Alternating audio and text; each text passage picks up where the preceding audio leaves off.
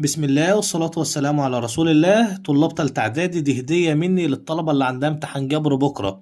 6 مسائل أو 5 مسائل بالكتير، متوقعين إن أنت هتروح بكرة تلاقيهم في امتحانك. اسمعهم، مش هتخسر حاجة. الفيديو مش هيكمل 10 دقايق. اسمعهم واعرف الحل بتاعهم وطريقة حلهم، علشان إن شاء الله تروح بكرة امتحانك هتلاقيهم. يا ريت تعمل لنا اللايك الجميل، ويلا نشوف المسائل اللي زي العسل. بسم الله. السؤال الأول طبعا أنا جايب لك مسألة على الدرس الحالة المبهمة علشان لازم تيجي. بيقول لك أ زائد ب على 3 بتساوي ب زائد ج على 6 بتساوي أ زائد ج على 5. اثبت أن كل ده بيساوي كام يا معلم؟ بيساوي صبع. كل اللي أنا عايزه يا باشمهندس هنجيب البسط. البسط مكتوب هنا أ، فأنا عايز أتخلص من كل الحروف ما عدا الألف. طب أنا عندي النسبة دي فيها أ والنسبة دي فيها أ، بس معاها ب ودي معاها ج، فإحنا عايزين نتخلص منهم. الب والجيم اللي في النص دول لو جينا غيرنا الاشارات بتاعتهم، يعني مثلا مسكنا النسبه دي ضربناها في -1، فدي هتبقى سالب ب، هتيجي رايحه مع موجب ب، وسالب ج هتيجي رايحه مع موجب ج، فبالتالي اصبح ما عندناش غير الالف. نيجي انا قايل له خطوات الحل بضرب النسبه الثانيه في -1 وجمع مقدمات وتوالي النسب. وبعدين تعال نطبق بقى الكلام اللي احنا قلناه. يبقى أ زائد الب على 3، النسبة اللي في النص هنضربها في -1، يبقى سالب ب وسالب ج، وتحت بالمرة -6، وننزل دي زائد أ زائد ج زائد 5. تعال نشوف اللي هيحصل. كده عندنا الب هتروح مع الب والجيم هتروح مع الجيم، فيبقى أ زائد أ يبقوا ب2 ألف.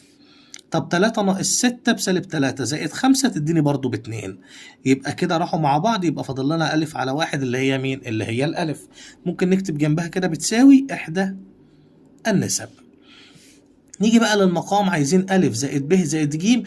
لا ده أنت تجمع لي النسب كلها، نقول له بجمع مقدمات وتوالي جميع النسب مرة كمان، بس من غير ما نضرب ومن غير ما نعمل أي حاجة. هنشد خط كده أو شرطة كسر واكتب أ زائد ب زائد ب زائد الجيم زائد الألف زائد الجيم على 3 زائد 6 زائد 5. وبعدين تعال نجمع. لو انت ركزت هتلاقي كده بقى عندك 2 ألف و2 ب و2 جيم، كل ده على 3 و6 9 و5 14. ممكن ناخد من فوق 2 عامل مشترك، يفضل لنا أ زائد الب زائد الجيم على 14. ممكن نختصر ده مع ده، يفضل لنا أ زائد الب زائد الجيم على مين يا باشمهندس؟ على 7، وبرضه تكتب جنبها بتساوي إحدى النسب.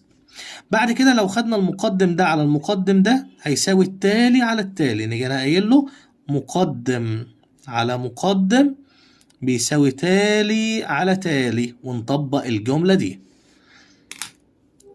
فهاخد الألف على الألف زائد الب زائد الجيم بتساوي 1 على 7، وهو المطلوب إثباته. كده خلصنا المسألة الأولى. تعال نشوف المسألة التانية. بيقول لي إيه؟ بيقول لي إذا كانت الباء وسط متناسب بين الألف والجيم، لازم المسألة دي تكون موجودة بكرة بإذن الله في الامتحان. فكل اللي أنا هعمله هقول له الألف على الب بتساوي الب على الجيم بتساوي الميم. نجيب من الآخر، يبقى الب بتساوي ج ميم والألف بتساوي ج ميم بس أس 2. الطرف الأيمن بيساوي بكام الألف؟ الألف يا دكتورة بجيم ميم تربيع ناقص الجيم ملهاش قانون، على الب بجيم ميم زائد الجيم ملهاش قانون. هنبتدي ناخد من فوق عامل مشترك وهو الجيم، هيفضل لنا ميم تربيع ناقص 1.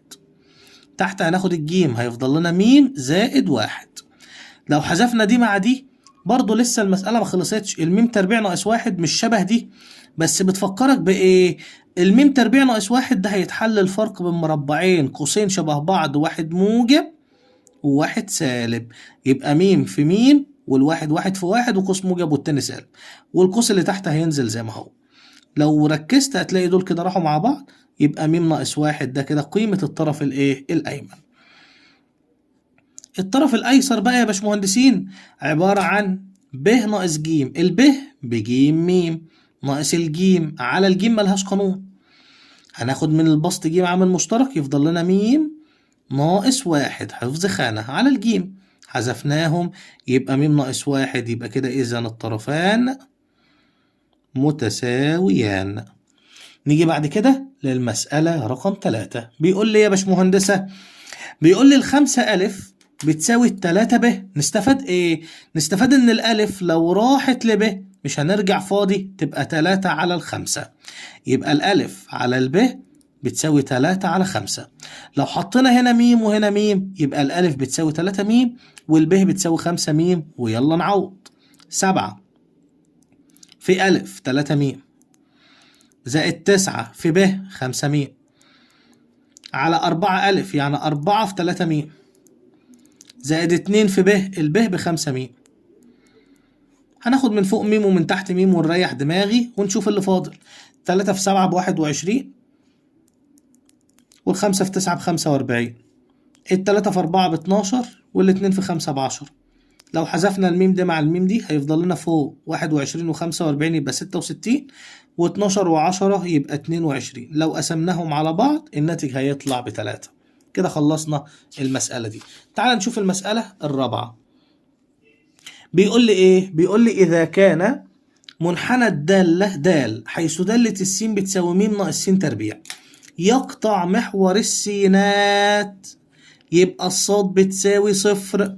طب النقطة اسمها -2 وب، يبقى الب دي بتساوي صفر، يبقى الب بتساوي صفر. يبقى النقطة بتاعتنا بقى اسمها -2 وايه وصفر. هناخد النقطة دي نعوض بيها في الدالة فوق. هشيل أي س وأحط مكانها -2 وأساوي الدالة في الآخر بصفر. يبقى أنا هقول له م ناقص -2 تربيع بتساوي صفر. يبقى م ناقص 4 بتساوي صفر. يبقى الميم بتساوي 4. ما هو -2 تربيع ب4 وديناها بعكس الإشارة بقت موجب 4. يبقى أنا كده جبت الب بصفر وجبنا الميم ب4. تعال نعوض. بيقول لك ثم أوجد قيمة م أس ب. الميم ب4 أس ب اللي هو صفر زائد 2 م يعني 2 في 4. طب ما هو أي حاجة أس صفر بواحد والاتنين في 4 ب8، يبقى الناتج في الآخر بكام يا دكتورة؟ ب9. المسألة رقم 5. بيقول لي يا باشمهندسين، بيقول لي إذا كانت الصاد تتغير عكسيا مع السين تربيع. يعني الصاد بتتغير مع 1 على س تربيع. يعني الصاد بتساوي 1 على س تربيع م على س تربيع. أيوه، يعني الميم بتساوي اللي بره في اللي جوه صاد في س تربيع. تمام. تعالى بقى نشوف الصاد بكام والسين بكام. وكانت الصاد ب9 عندما السين ب2 على 3. طب دي تربيع، يبقى 2 في 2 ب4 و3 في 3 ب9. لو حذفنا دول مع بعض أصبحت الميم بتساوي 4. نكتب بقى المعادلة أو العلاقة دي مرة كمان. فهقول له الصاد بتساوي م على س تربيع. الميم طلعناها ب4 على س تربيع، فدي كده اسمها الايه؟ العلاقة بين صاد وس. بعد كده بيقول لك ثم أوجد صاد عندما السين بنص. صاد عندما الأربعة على السين اللي هي نص، فلما النص تربيع بقى يبقى 4 على الربع، فمقام المقام بيطلع بسط، فيبقى الناتج 4 في 4 بتساوي 16. مش مصدقني في الموضوع ده أو ما فهمتوش؟ اكتبها على الآلة 4 على نص تربيع واضغط يساوي، الناتج هيطلع لك ب16. آخر مسألة عشان ما أطولش عليك علشان إحنا راجعنا كتير. أوجد العدد الموجب الذي إذا أضيف مربعه. نفرض أن العدد س ومربعه يبقى س تربيع. هنضيفه لل7 ولل11 يبقى س زائد 7 على س تربيع زائد 11. فإنها تصبح يعني بتساوي 4 على 5. ونعمل المقص الجميل اللي اتعودنا عليه.